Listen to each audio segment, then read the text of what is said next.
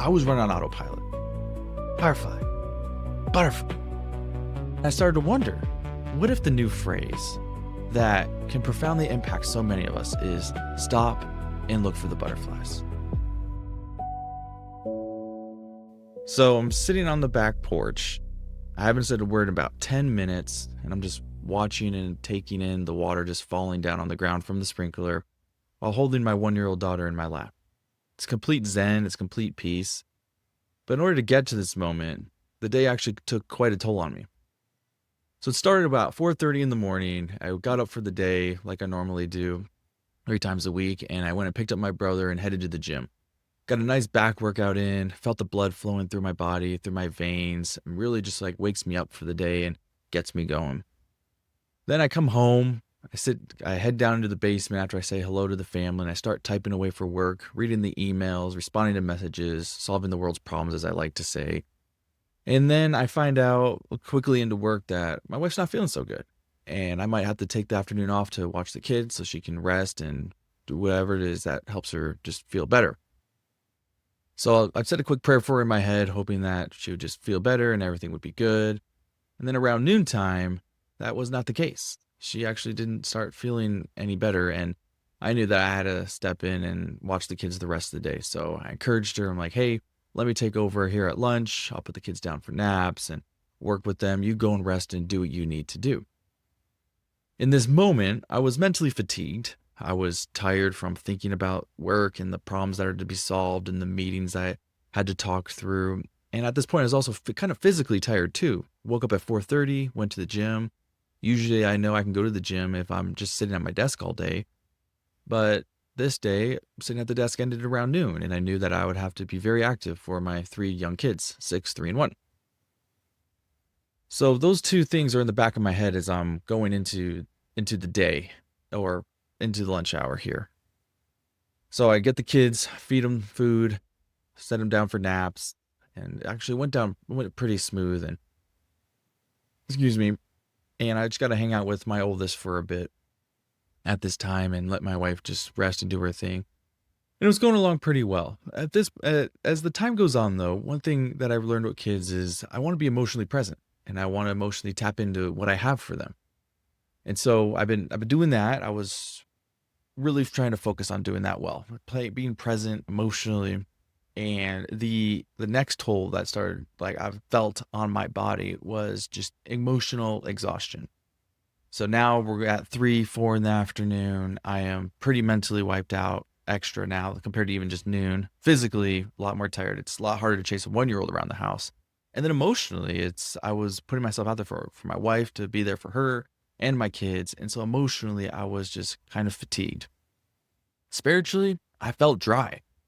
I spent time in the Word that morning. I couldn't even tell you what I spent the time in, but I was reflecting back on the prayer I even said for my wife earlier in the day. And why did she not get better? I don't know, but that's how life works. Not every prayer seems to be answered. Sickness is sickness. Can't do anything about that. So spiritually dry, emotionally, mentally, physically fatigued, and 4 o'clock in the afternoon rolls around.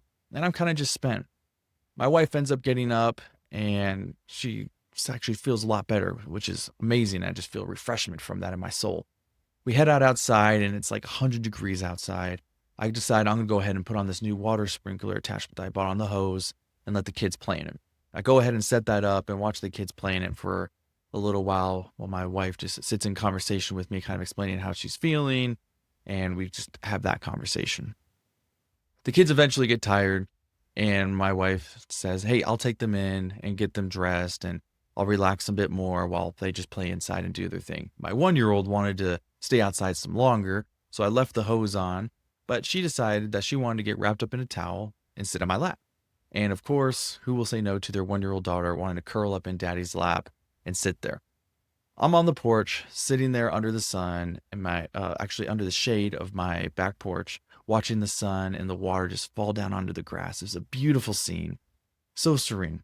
And I don't think when my little daughter was on my lap, I didn't speak for like 10 minutes, except for one little phrase: firefly, butterfly. My little daughter is obsessed with butterflies, and we have these beautiful yellow butterflies that just flutter right past. Bright yellow, beautiful creatures, probably about the size of my hand. And when you see them, you're filled with this kind of awe, this wonder of how can such a little creature be so light and beautiful? And I think my 1-year-old daughter really feels the same way about butterflies. So every time I flew by, butterfly, butterfly. And I started to sit in that too. So in the quiet and in this moment of looking for butterflies and sitting there, I started talking to God about my day, about the chaos that felt like is happening all around me. Even though the day wasn't that quite chaotic, it felt chaotic. It felt like there was much more happening than there actually was. And that's because I was mentally, physically, emotionally fatigued and spiritually dry. And because I was spiritually dry, I started talking to God about it. So the reason I'm telling you this story is I was running on autopilot. Like I just said, all my emotions and everything were dried up. They were fatigued. And if Jovi hadn't climbed into my lap and just sat there and forced me to stop and look at the butterflies, I don't know if I would have had this profound conversation with God that I'm about to tell you. See, I started talking to God about the moment that I was in, and I started becoming overwhelmed with just this peace. I was looking at the day differently. I was looking at the grass, just how green it was and how beautiful it was, just baking under the hot sun, watching the water just refresh it.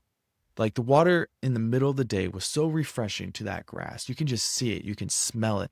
The smell of wet, fresh cut lawn just filling your nostrils. The warmth and the playful just ambience, because my daughter wasn't even really saying much, of my daughter just in my lap. And being able to see the sun and the clouds really refreshed my soul, really brought in a whole new level of enjoyment into that moment that I felt like I had nothing left. My spiritual tank was starting to fill up a little bit. I was starting to feel that connection. I was starting to feel engaged with the Lord again. And mostly because I was just talking to him and looking at my life for what it really was. And as I reflected about the butterflies and talking to God about the butterflies, I started thinking about this phrase. Everyone says, stop and smell the roses. Like, hey, don't let life pass you by. And I started to wonder, what if the new phrase that can profoundly impact so many of us is stop and look for the butterflies? Because when you stop and look for the butterflies, you're intentionally pausing wherever you're at in your life, in the chaos of life, in the extremes, in the joys. But you're looking for the butterfly. What are those little objects that seem so little, so minuscule, but they are really vibrant in color? They are profound in the way they're created. They bring you this sense of awe and they fill you a little bit differently. And as I noticed, it wasn't just the butterfly, it was the grass, it was the water, it was the sun, it was my daughter sitting in my lap. All these different things started changing the way I felt about the day, started filling my cup up. And a lot of people would say this is gratitude. Absolutely, I was grateful for everything I saw. But I also saw it through a different lens of I felt the peace of God. It's as if God was speaking to me just through the ambience of that moment of feeling wiped out, feeling fatigued. And the peace is what I needed to be refreshed. There's a verse here in Philippians, actually, that Philippians 4:6, it says, don't worry about anything. Instead, pray about everything. Tell God what you need and thank him for all he has done. Then you'll experience God's peace, which exceeds anything you can understand. His peace will guard your hearts and mind as you live in Christ Jesus. Is that what my daughter, my 1-year-old daughter, taught me about in that moment? Was the peace that I can't quite understand, but I definitely felt by stopping and looking at the butterflies? I don't know how often we decide to just sit and watch the butterflies. I know we don't sit and like stop and smell the roses enough, but I highly doubt we're inviting God into moments of our lives where we just need his peace. As I actually have in my journal here, because like I said, I picked up journaling. I just want to read exactly what I wrote, like from just being fresh in that moment. I said, it made me think. We have the phrase, stop and smell the roses, but what about this new one, stop and watch the butterflies? In the midst of life, hard or easy, chaos or calm, God invites us to moments of peace with him.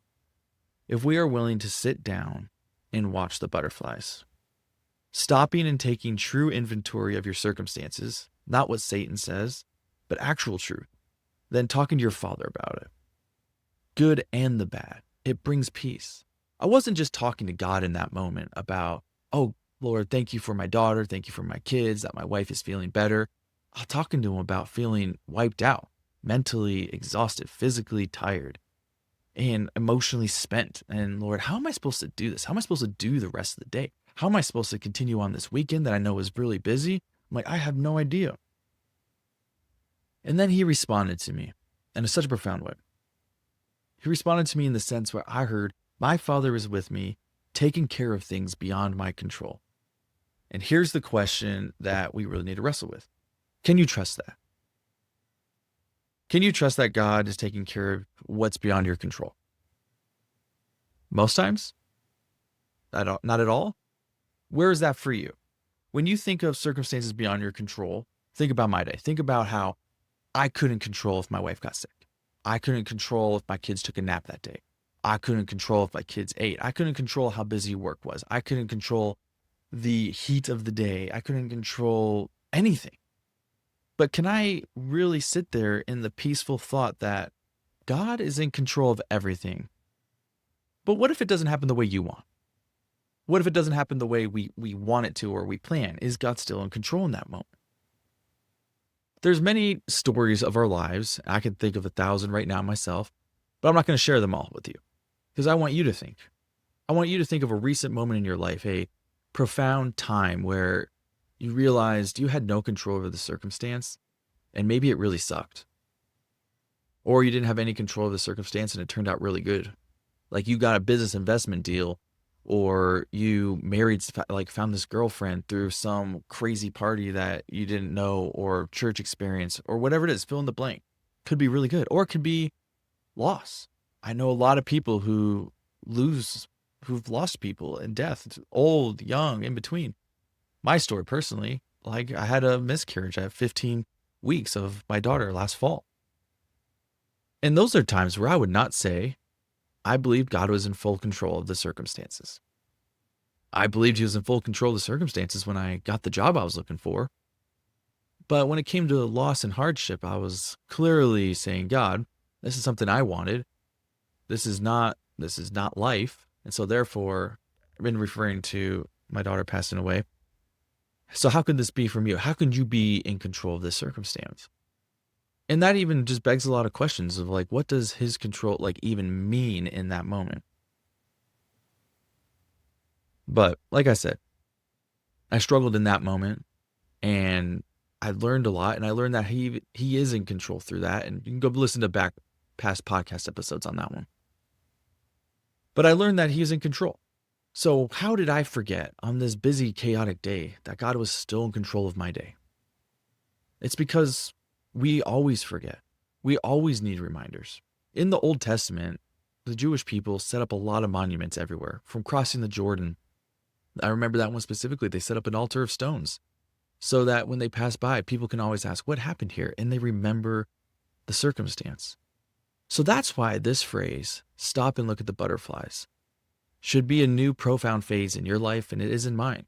Because I need a simple reminder. I remember stop and smell the roses. That's easy. And stop and look at the butterflies. That's just as easy.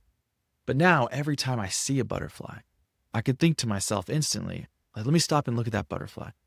Let me have a conversation with my Father for where I'm at in life at that moment. Is it good? Is it bad? And just let his peace fill that moment. And the reminder of God is in control of my circumstance in this moment, good or bad. And I can trust that. Let it be a reminder to you every time you see a butterfly to stop and stare at the butterflies, look at the butterflies. And let that be your reminding moment that God is in control of this circumstance, whether or not I believe it.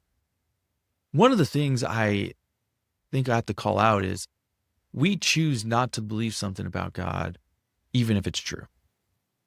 God is always in control, and that's a truth. But just because we don't believe it doesn't make it not true. If we believed things about God that made it true or untrue, then we would have a crazy, wacky faith system. We would have, I don't know why we would put our faith in God, because everybody has different doubts across the whole spectrum of humanity about what they believe or not believe is true about God. That's why I'm glad we have the Bible that just plainly says, here's who God is. And as you read the whole Bible, I love this. He's the same. He never changes. And it brings peace to your life, knowing that he's in control and he never changes. His character is the same. And my belief about an aspect about God's character can be in doubt, but it doesn't change the fact that it's true. I can doubt, like I do often, as I'm mentioning, that he's in control, and I need constant reminders of that. But it doesn't make it not true. And that brings peace to your soul. That brings refreshment, just like the water and the sprinkler of water just fell onto that hot grass and refreshed the grass. So does reminding yourself of the truth of who God is in those moments where you forgot. So I challenge you. Where in your life can you stop and look at the butterflies? Where can you stop and remind yourself of the truth that God is in control of your circumstances, whether or not you believe it? Where can you stop and let your 1-year-old daughter, if you have one, sit on your lap and force you into a moment of just peace and quiet? And just talk to your father about what's going on. For you, it might not be a reminder of control. For you, it might be a reminder of something else about God, who God is and the truth of who he is. But force yourself, next time you see a butterfly, think of this episode and think about your life and think about, I need to remind myself in this moment, this truth about God. Stephen talked all about how it's a reminder for him in control, but I really need to be reminded that God loves me. I really need to be reminded that God forgives. What is that for you? So that's the challenge for this episode. That's the challenge for this week is, what is that for you? When you stop and stare at the butterfly, what truth of God's word do you need to remind yourself of? And how can you live differently with that? Well, if you haven't already learned, if you haven't found out, we are actually releasing podcast episodes now Mondays at 6 a.m. Mountain Standard Time. So I think that's 8 o'clock Eastern. And we are going to be releasing, I am doing my best to release weekly podcast episodes to you now as consistent as possible and as much as I can. Continuing to get guests on as well. I have a lot of those queued up and conversations are happening, but it takes a little while to clean them up and make them production ready for you. Not the conversation, but just the way that it looks and the way that it sounds to make sure I'm bringing an engaging conversation to an audience that really deserves it. Additionally, like I said, I'm journaling every single day. We learn stories from our lives. I learned about the butterflies this week from my 1-year-old daughter. And because we learn stories and we learn something every day, I am writing these down. And like I do on this podcast, I talk to you all the time about, I am just trying to share real stories about real faith and real transformation. This is a real person. I don't have a theological degree, but I do have real stories, real learning situations in my life that I just want to bring to you and share with you so that you can feel encouraged, that you can not feel alone, that you can feel equipped to be like, I saw a butterfly today and I needed to be reminded of God's love or that God's in control. That's the whole point. And so I love the fact that I'm journaling and I'm going to take a story from the week and I'm going to break it down into a story, into the lesson and give it to you. And I'm going to pick the most well-deserving ones because you as the audience deserve the best stories and the best lessons that I've learned that week.